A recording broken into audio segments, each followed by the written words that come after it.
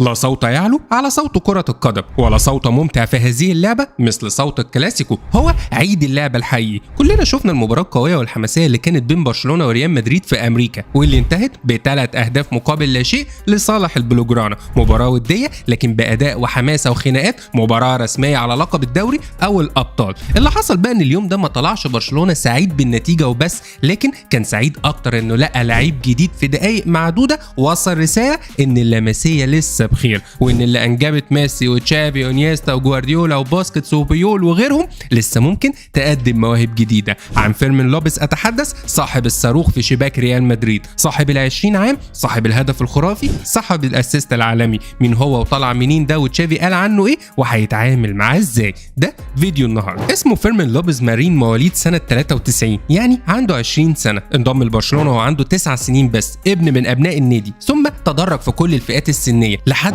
ما وصل لبرشلونه بي، الفريق الثاني بدايه الموسم الماضي. المدربين في اللمسيه قالوا انه اقل اللاعبين، وانه صعب انه يلعب مع الفريق الثاني حتى، وبالتالي لازم يطلع اعاره يتطور شويه. لو جدع هيثبت نفسه، لو فشل يبقى اسمه راح مع اللي راحه. اعاره فين؟ اعاره لنادي اسمه لينارس. فين لينارس ده؟ في الدرجه الثالثه الاسبانيه. وتفاجئ الجميع انه تالق ولعب 19 مباراه، سجل 11 وصنع هدفين. حلو. طموحه ايه؟ طموحه انه يرجع لبرشلونه بيه تاني بس، فقط لا غير. لكن انت تريد وانا اريد، والله يفعل ما يريد. يبتدي تحضير الموسم الجديد في برشلونه، وتشافي عنده نقص رهيب في اللعيبه عشان يعمل تقسيمه ناس تلعب مع بعض. فيعمل ايه تشافي؟ ينادي على لاعبي برشلونه ب كماله عدد يعني. فتشافي يعجب بفيرمين وقدراته، وتشافي بيحب الشباب جدا وبيحب اللمسيه، ما هو ابرز تاني لاعب في تاريخ مدرسه النادي كلها، وفاهم يعني ايه لعيبه خط الوسط. فقرر انه ياخد فيرمين لوبيز معاه جوله امريكا، على الرغم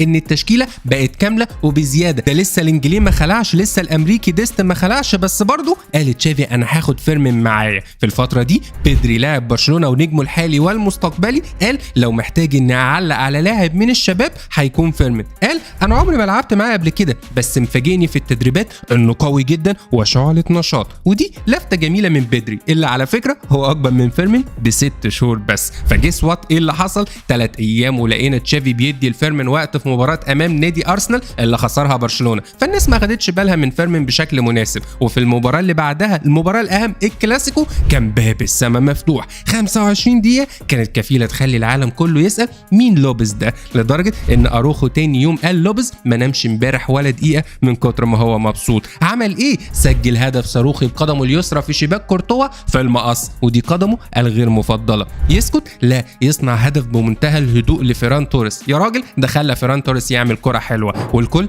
فرح بهذا اللاعب اللي حظه حلو جدا بالحالة الحلوة من أبناء النادي. مين أكتر واحد بيهتم بيه ودخله في الأجواء وخلاه ما يتخضش من وجود لعيبة بحجم ليفاندوفسكي وجوندوجان؟ هو جافي. ليه؟ لأنهم اتدربوا مع بعض كتير في الفئات السنية الصغيرة. بلدي كذلك ساعده، وقائد الفريق سيرجي روبرتو، كلهم أبناء اللمسية. وبعد المباراة فيرمين شكر الكل. وهنا السؤال المهم، المستقبل إيه؟ هذا اللاعب بيلعب في مركز خط الوسط الهجومي وجناح، يعني هياخد دقايق كتيرة جدا الموسم القادم لإراحة بيدري ولإراحة جوندوجان في الكاس، أو للأجنحة اللي فيها عجز إبداعي أصلا بشكل كبير، ويمكن رب ضارة نافعة. النادي مش عارف يجيب صفقات هجومية، وبيتصاب جافي في المباريات التحضيرية، فياخد فرصته فيرمين، فتكون بدايته الكلاسيكو. ويمكن يكون أحد اكتشافات برشلونة السنين الأخيرة، وإنها بتدي فرصة للشباب زي أروخو، بيدري، جافي، بلدي وغيره. وعشان انهي الفيديو، مفيش احلى من كلام تشافي عنه، وقال هو لاعب موهوب، صنع بيمينه وسجل بشماله، يعني بيجيد اللعب بالقدمين وبيجيد اكتر من مركز. كل دي